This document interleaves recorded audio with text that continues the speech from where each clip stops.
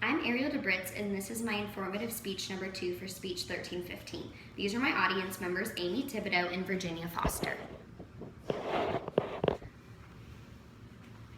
As a mom, I know how much we dread waking up from Halloween the next day. Your children arise and they want the candy that they earned the night before. You want to say no, but we all know that they're going to end up eating it for breakfast. As a result, pediatric dentists started an organization to where you can take in that extra candy and they'll give you cash for it.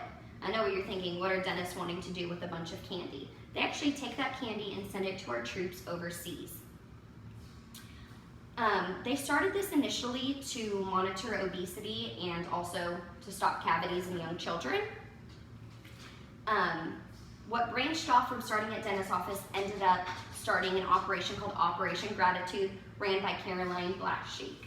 She stated, we have schools and churches, homeowners associations, restaurant chains, and individual families who all work together to help her cause and to help, the troops overseas receive candy and other things since they don't get to spend the holidays with their families.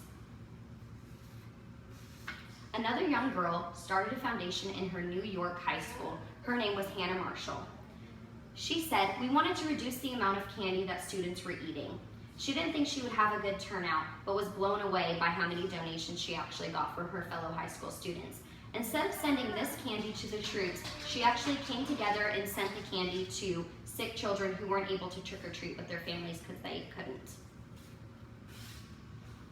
Not only can you trade your candy for cash, which goes at $1 per pound, you can also trade your candy for toys. Dentist's office will allow the kids to bring in 25 pieces per toy that they get.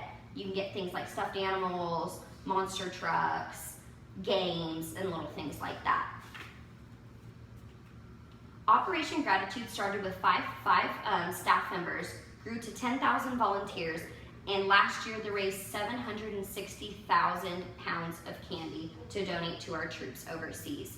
Not only did they get candy, but they got donations such as knitted hats, DVDs, toiletries, games, other food items to send to those troops as well, which was awesome. It's good to see that these little small